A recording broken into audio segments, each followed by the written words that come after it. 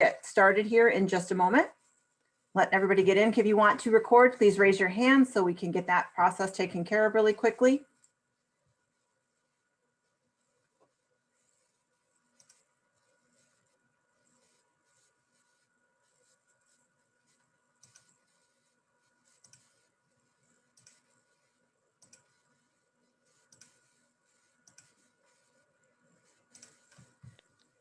Okay, did I get everyone?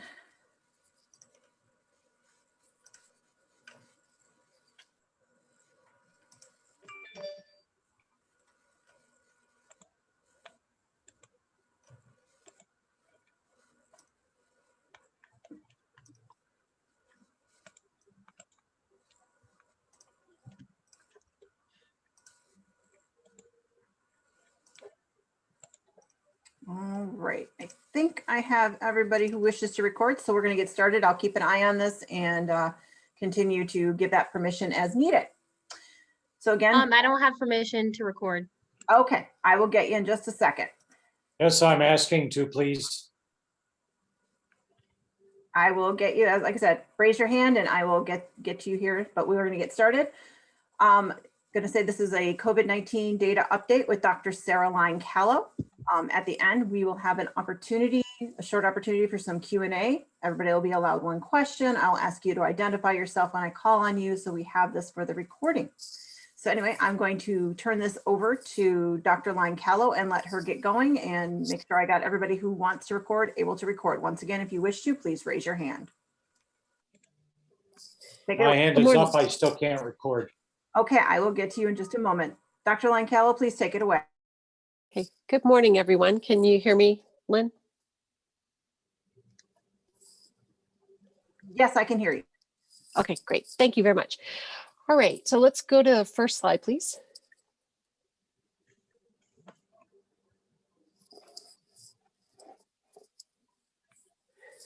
Thank you.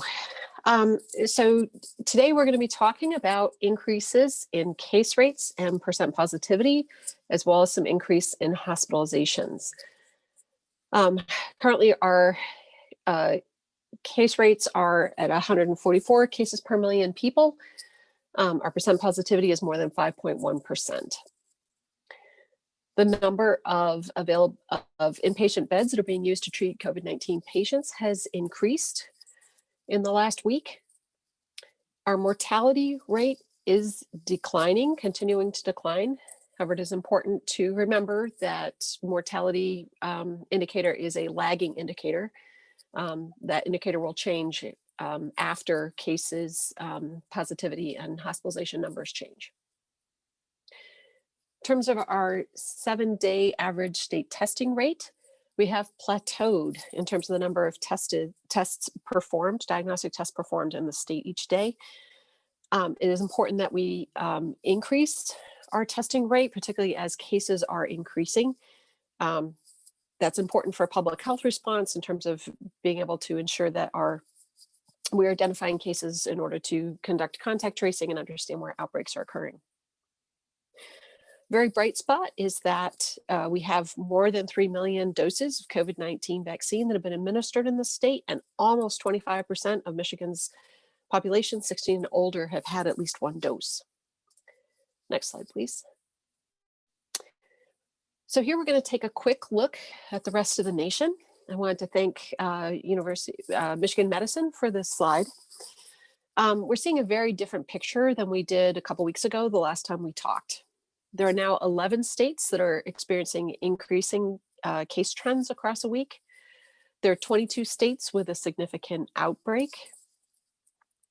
And looking at the Midwest, we can see that there are some stable hospitalization rates or continuing decline in a couple of states, but Michigan definitely stands out in terms of having an increase in our hospitalizations and case rates. There are a number of ways that I can show the case rates. If we go to the next slide, this is a graphic that just shows the number of confirmed COVID-19 cases that we report out on the dashboard each day. So this is by date that the state health department became aware of the case. And you can see that the number of weekly reported cases to public health is increasing. And we had more than 13,000 cases reported in the last week. Next slide. The CDC takes that daily case report and turns it into a case rate per 100,000. And this graphic is showing you the Midwestern states that border Michigan. If you look at the tail end of that graphic there, you can see the purple line and the orange line there. That's Michigan and Minnesota. We are different from our Midwestern neighbors, with the exception of Minnesota, in that our cases are, the number of reported cases have been increasing over the last few days. Next slide, please. This also affects our T rate. So this is our reproductive rate. So the map in this graphic is data that comes from epiforecast.io. It's data as of March 14th. And it's showing you colors for states that are increasing, likely increasing, decreasing. And Michigan is one of several states across the US that have recently begun to see increases. Our RT is greater than 1, and RT at 1 or greater than 1 means that each case is infecting more than one person. And based on some modeling that EpiForecast did, it's expected that our T value will remain greater than 1 in the near future. Next slide, please. Another way to compare between states is to look at, in this case, these are the 7-day average case rates per million population. Gave you a sampling of states there, and Michigan is in the upper right corner of the graphic. And you can see that our line is now light green, which means that we've had less interventions. And our line also has inflected. So we're starting to increase in the number of cases.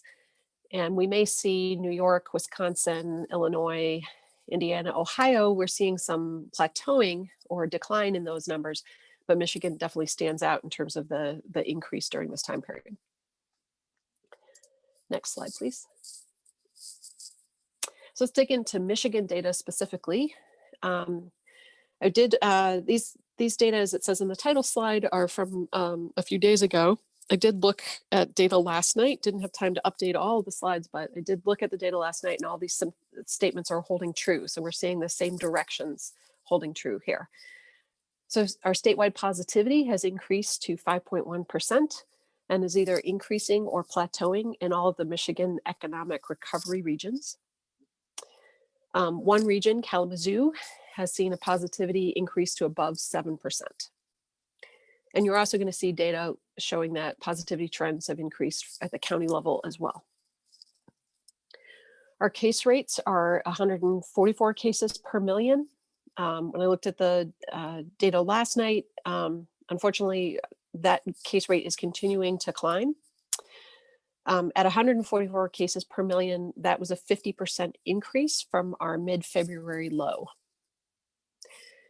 5 of the Michigan economic recovery regions are showing an increase in case rates. And we're seeing increases or plateau in case rates among most age groups, race, and ethnic groups. In terms of variants of concern, Michigan has now identified 2 variants of concern. B117, we have more than 725 cases identified. That's an increase of 162 cases from the week prior. And we also have 1 case of B1351. The number of active outbreaks in the state has increased from last week as well.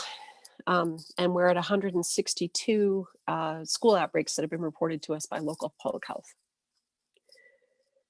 Next slide, please. So looking at our postage stamp, you can see that we're back to having the dark purple color on this stamp. 5 MERC regions are showing elevated incidence growth. That means the case rate is increasing. We're also seeing 5 regions with positivity greater than 5%. Want to highlight Kalamazoo. They are at 172 cases per million people.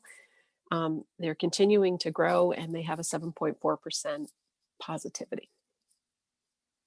Next slide, please. We look at this slide routinely internally to understand the difference between the number of cases that are reported to us during a week versus the number of cases that may have had their onset of symptoms during the week. So this is just another way to get across that we're continuing to see an increase in cases, and we expect that that increase will continue. Next slide, please. So this is looking at data from mid-December forward. You can see for positivity, daily cases per million, and daily hospitalizations that are, we're no longer in decline. And you can see that we're having a clear increase in positivity, clear increase in case rates. And then hospitalizations that may not be quite as clear, but you'll see in some detailed data below that we're experiencing an increase there as well.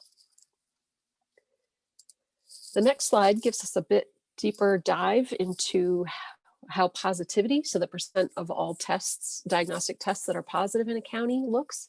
You can see that our map is starting to darken again. We have 10 of 83 counties that had positivity at 10% of tests being positive or greater. And that's an increase of 8 counties over the past week.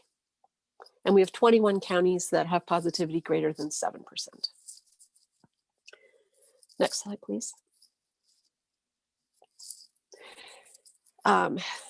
So when positivity is increasing, there are 2 kinds of signals that come out of that. One is that we may not be testing enough, so that we need to see more testing occurring in our communities so that we're sure that we're catching cases. The other can mean that our cases are increasing in an area. So it's pretty clear that we are experiencing increase in cases. The case rate increases are really occurring for those who are under the age of 70. So this is a different pattern than we've seen before. On this graphic, 70 is the lightest blue line, the 70 plus age group. So, delighted to see that they are not increasing, and that I think shows a positive impact of the vaccination efforts. Our cases per million are highest among those 30 to 49 and 0 to 29 years of age. And one of the reasons we showed the entire epidemic period here is that we want to make clear that our rates that we're experiencing right now for these age groups are similar to where we were in mid-October. The next slide provides a little bit more granularity in terms of the age groups. So this is looking at age groups by decade. Many of those age groups that are older are plateauing. However, those who are 10 to 19 have the highest case rate, and their case rate is increasing faster than that of other age groups. Age groups with notable increases also include those that are 40 to 49, 20 to 29, 30 to 39, and 50 to 59. Next slide, please. Cases per million are now increasing for many ethnic and racial groups. Case rates are increasing for individuals who are white, Black, African American, American Indian, Alaska Native, or non-Hispanic Latino. Next slide, please. One of the reasons we are concerned about the case increases, of course, are that we are seeing increased spread of variants of concern in the United States, and we're experiencing that in Michigan as well. So if you look at the little chart at the bottom left of this slide, you can see that there are 50 jurisdictions that have reported at least one case of COVID-19 who's infected with the B117 variant. And that, of course, includes Michigan. There are 25 jurisdictions that have reported B1351. That also includes Michigan. And there are 10 jurisdictions that have reported P1 or the Brazilian variant. Michigan has not yet identified a case of COVID-19 that's been infected with the P1 variant. Michigan has identified 725 B117 cases. This is about 15% of all B117 cases reported nationally. We do have a very aggressive testing program here at the state of Michigan as well as University of Michigan. But we've identified at least one case of B117 variant in 31 counties in the state. More than half of our B117 variant cases that are tested are within the MDOC system. That is because we've made use of testing around an outbreak within MDOC. And, sorry, let me back that up a bit. Where I'm trying to get to is that as we test around an outbreak, we are going to pick up more B117 variants. However, the take-home message from the slide is that B117 variant is in both peninsulas in the state and has really spread throughout the state. Just a reminder, this variant is more transmissible. So a single case of COVID-19 who's infected with B117 will transmit that virus more easily to others. Next slide, please. In terms of the number of outbreak investigations that local health departments are taking on, we did see an increase in the number of outbreaks by 9% from the previous week. We're up to 645 outbreaks that local health departments are reporting back to us that they're investigating. The largest number of outbreaks are in K through 12 school settings at 162, with 54 new outbreaks reported this week. The next most frequent setting, which is experiencing outbreaks or that have been identified in, are skilled nursing facilities, long-term care facilities, and other assisted living. However, the number of outbreaks in those facilities has been dropping since during 2021. So that's a very encouraging sign, again, about the impact of vaccination.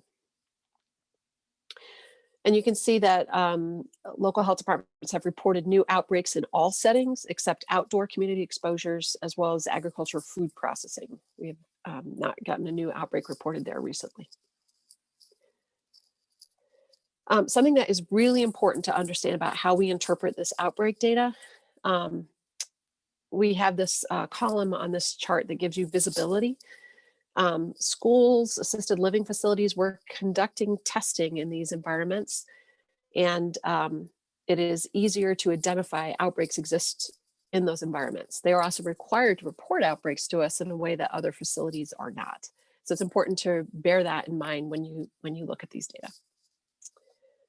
So let's take a look at the next slide at the K through 12 outbreaks. As I said, there were 162 outbreaks, which is an increase from 121 that reported last week. And we're seeing increases, particularly in high school setting, now to 105 outbreaks in the high school setting. You can also see in this chart that the range of cases has increased as well. So we're up to at least one outbreak has had 52 cases associated with it in the junior high, middle school age range, and there have been at least one outbreak with 49 cases associated with it in the high school range. Next slide, please.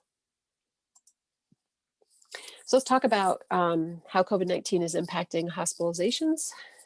Our hospitalizations and ICU utilization for COVID-19 is increasing. Hospitalizations are up 14% since last week, and that's the third consecutive week that we've seen an increase. There are 6 preparedness regions in the state that are showing an increase in hospitalization trends this week. That includes 2 north and 2 south, which is Metro Detroit area, Southeast Michigan area, and the bulk of our population. The census of COVID-19 patients in the ICU has also risen in 5 regions in the past week. Mortality does continue to decline for the past 12 weeks. We're down to 1.4 deaths per million people as our 7-day average. However, it's important to remember that deaths are a lagging indicator and will change after case and hospitalization rates change. So next slide gives you information on our COVID-19 census in the state in the hospitals within the state. You can see that we're now at 949 hospitalized patients who are confirmed to have COVID-19. This is up 14% from last week. And this growth has accelerated from prior weeks. So 2 weeks ago, we had a 9% increase. At the rate we're going, our doubling time at this growth rate would be approximately 5 weeks. So 5 weeks from now, we'll have almost 2,000 patients in our hospitals in the state. Looking at the next slide, you can see the 6 of 8 preparedness regions are showing increasing hospitalization trends this week. The UP does continue to show declines. 3 regions, 2 north, 2 south, and region 3 are above 100 hospitalized patients per million population in the region. Our next slide gives you the same information for the ICU. You can see the census of COVID patients in the ICU have risen in 5 preparedness regions this week, including 2 north and 2 south. Overall, our census has increased 14%. And half of the preparedness regions in the state have more than 10% of ICU beds occupied with COVID-19 patients. So our hospitals are experiencing increased pressure from COVID-19. The next slide provides mortality rates by age. You can see we're continuing to decline or plateau, and about 11% of our deaths are occurring to people below the age of 60. And then our next slide provides the 30-day rolling average of the daily death rate per million people by race and ethnicity. We are seeing death rates decline for all of these groups, but again, deaths are a lagging indicator. So we could still see that mortality rate change and inflect. So next set of information is giving you a picture of how we're doing for public health capacity. As I mentioned before, our diagnostic testing volume has remained steady, and we need that number to be increasing as we see our positivity increasing. The number of cases that have been sent for public health investigation has increased over the last week. And that has meant that although we've interviewed more people than we did last week, the proportion of all cases that have been interviewed has decreased. And we're continuing to see a very low proportion of people of cases who stated that they were quarantining when their symptoms began. I also want to share that the number of contacts per case is increasing. This is expected as we increase people's mobility. However, this will also increase the spread of disease unless quarantining by contacts of cases is taken very seriously. So I'm going to go through the next slides very quickly here. One thing I wanted to highlight on this diagnostic testing slide is that both positivity in both our PCR tests and our antigen tests is increasing. Next slide, please. And here you can see that we had more than 10,000 cases between March 6th and March 12th that needed to be investigated. We reached 51% of those individuals, and less than 30% of them had been quarantining at time of onset. Next slide, please. This graphic is showing you the average number of contacts of each COVID-19 case. And one of the things, so looking at that blue line, you can see that we're reaching number of contacts per cases that is very similar to where we were last fall. Next slide, please. And we have additional indication that people are starting to move about the state more from our Bureau of Transportation statistics. The percent of stay-at-home levels has recently declined to be very similar to where we were pre-COVID. And the number of trips that are taken each day has increased.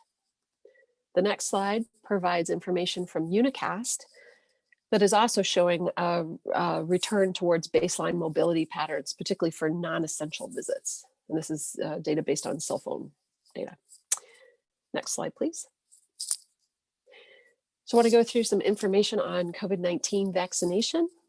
We are now 9th in the nation for the number of people that are fully vaccinated in the state.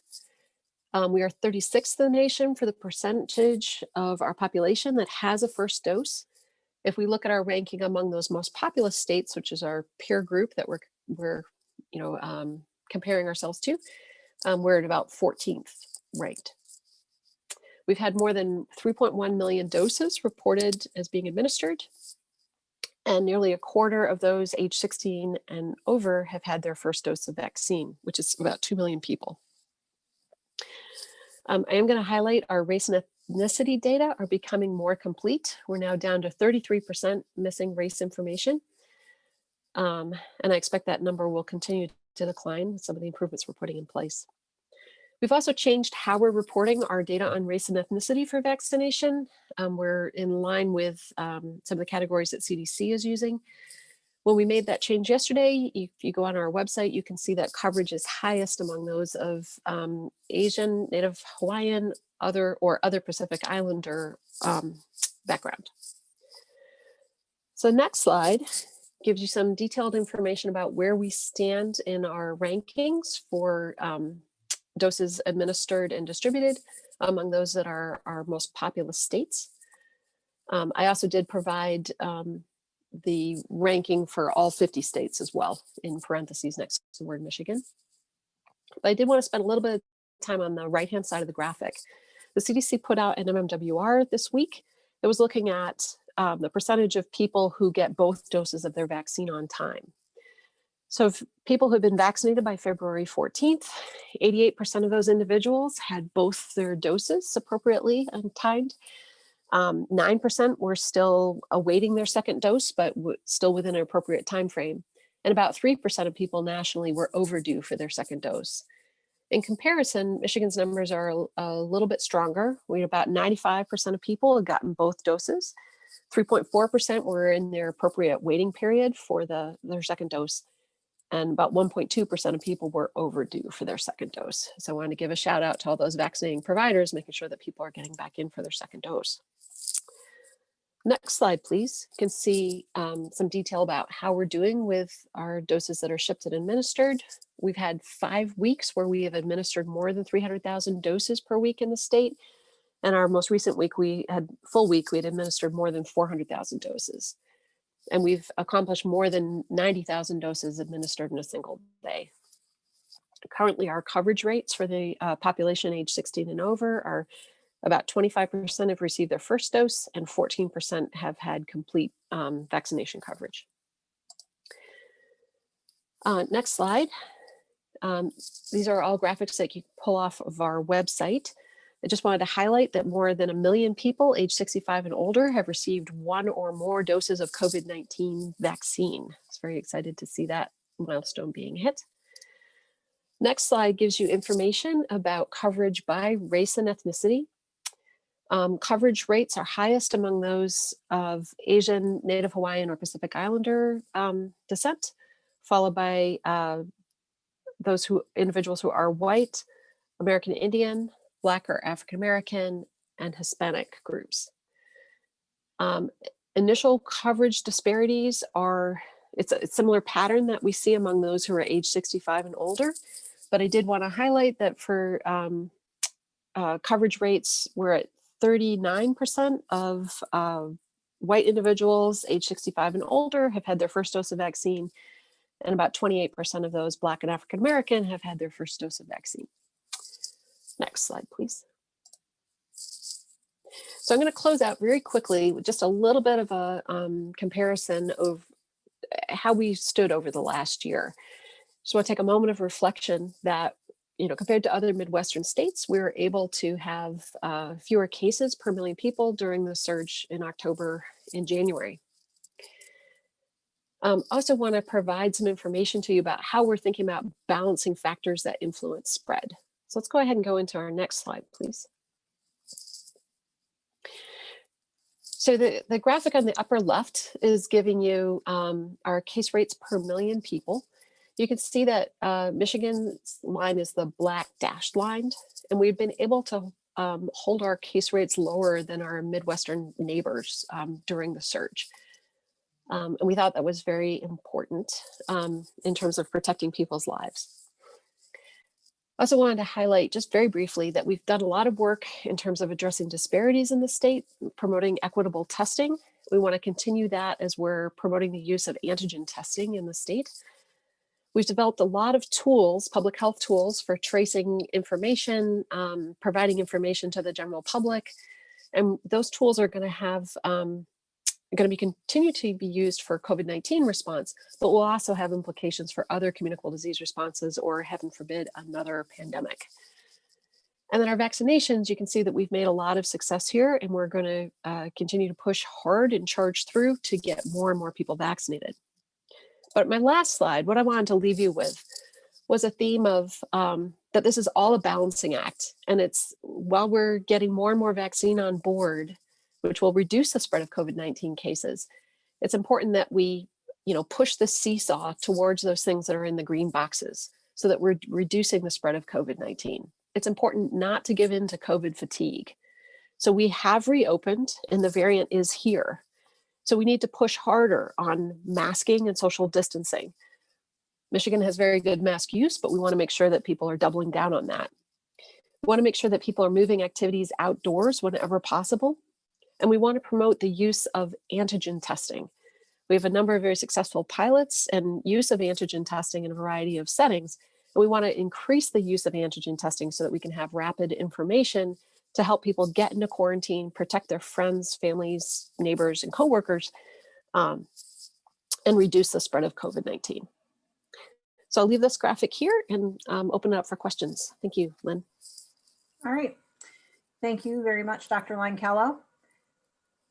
If you wish to ask a question, please raise your hand. I will allow you one question. Please introduce yourself and your outlet once I've called on you. And then we will continue to move on through everybody so we can get as many in as possible. Like, so we do have a short period of time here. All right, we're going to start with Christiana. Can you introduce? Hi, I'm Christiana, reporter at WILX TV in Lansing. So my question is, what do these increased school outbreaks say about the belief that spread isn't happening in schools? I mean, back a few weeks ago when the governor was suggesting we opened up schools by March 1st in person, now we're seeing these bursts in outbreaks. What does all this mean? Sure.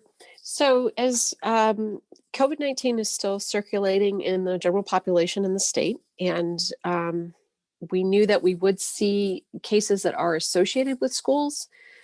It is very important that children are in school, able to return to some more normalcy and receive education in an in-person manner if that's what the family has made a choice for their child.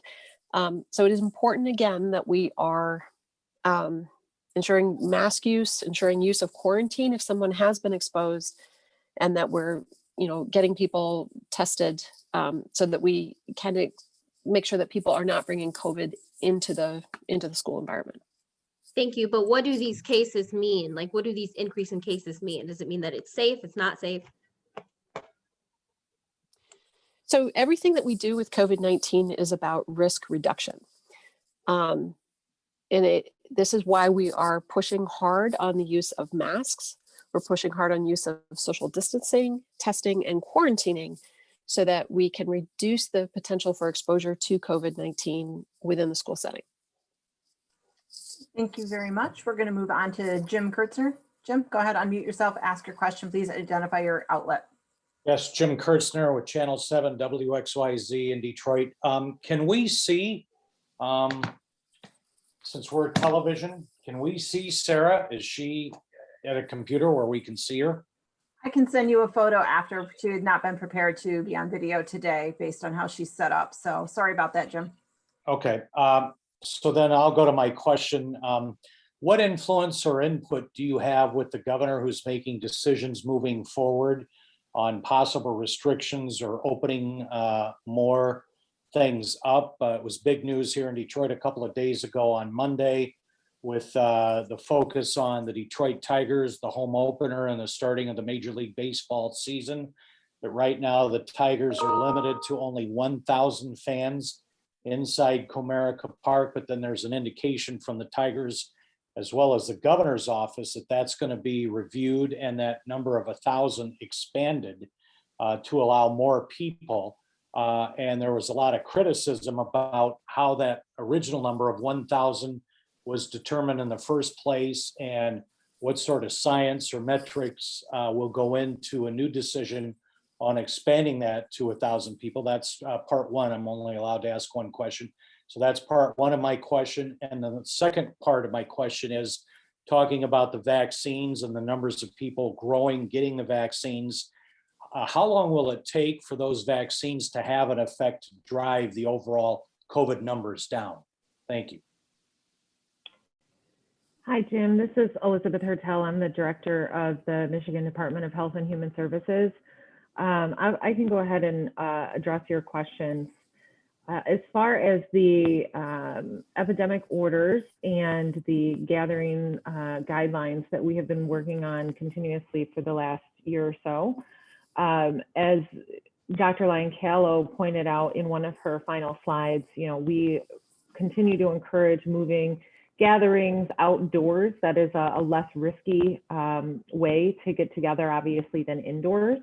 And we continue to look at the data that you just had a walkthrough of and work with stakeholders on their processes and procedures to continue to loosen restrictions in a way that we believe is safe and will not result in another spike of cases, which we are always concerned about. So it's an ongoing conversation. It's something that we talk about regularly as we look at what is occurring on the ground with case rates and positivity, and working to balance that with the ability to still partake in a number of the events and activities that we all enjoy, and we continue to make those decisions on a regular basis, and we will continue to do so moving forward. On the vaccination piece, working toward what we would consider herd immunity, which is probably around 90 to 95% ideally. We are seeing in those environments where we have been able to get a large number of people vaccinated, outbreaks being reduced, as Dr. Lyon-Callo mentioned, such as nursing homes, where almost all patients have had access, all patients have had access to at least a first dose. And we are working through the second dose clinics with those nursing homes across the state. So certainly we would expect to see widespread vaccination rates have an effect on the case rates across the state and across the country. Thank you, Director. I'll now leave the next question for Eric Lloyd. Eric, please unmute yourself and ask your question. Hello, this is Eric Lloyd with 9 and 10 News. I was just wondering, in the early graphs you showed that Michigan and Minnesota were on their way up compared to our surrounding states. Now, Michigan is doing better in vaccination administration than some of those states, and our restrictions are either similar or tighter than those surrounding states. So why is Michigan and maybe Minnesota also seeing this spike up when everyone else around us is not? Sure. So, we do know in Michigan that we do have the B.1.1.7 variant here in the state, and we were one of the earlier states, I think, to identify it here. And we definitely have identified a larger number of cases than some of our surrounding states around us. So I don't know whether it is something about the mix in terms of variant within the state. I think there needs to be more work there to understand exactly why there are differences. However, I would just like to highlight that there are definitely the very first slide that we started with after the executive summary, that there were 11 states that are seeing increases across the nation. So we, may be seeing some of our neighbors trending in this direction as well. Okay, thank you. Jacob Kanklerks, go ahead, unmute yourself, ask your question. Hi there. Yeah, I had a couple questions. One is maybe kind of a piggyback to an earlier one. If the trends in the data that we're showing today, which I heard a lot of increases in terms of cases and positivity and hospitalizations, if they were to continue, does that lend itself to kind of pausing the reopening of more activities or even rolling back restrictions? And then my second question is, I kind of want to know the why as to why things are going up. And I'm wondering if you guys are tracking the specific cases and outbreaks in some of the industries and parts of the economy that were opened up in the most recent epidemic order, and what those numbers are saying. Thank you. Yeah, this is Elizabeth Hertel again. I think on the first part of that question, we continue to monitor the trends that were outlined here. Our hope is that this is not the beginning of a severe increase in cases across the state, but we will continue to monitor that as we move forward and posting that information. publicly on our website so people can also keep track of that. I'm sorry, though, I missed the second part of your question. Yeah, I'm curious to know, thank you, Director. I'm curious to know if you guys are tracking kind of what's going on in the specific industries and areas that opened up in the most recent epidemic order. I know it covered a lot of different areas, and I'm wondering if we're seeing kind of more cases or outbreaks tied to those particular areas. Yep. So this is Sarah. I think, the outbreak investigation by site type slide that we have is one of the ways that we track on those industries or settings.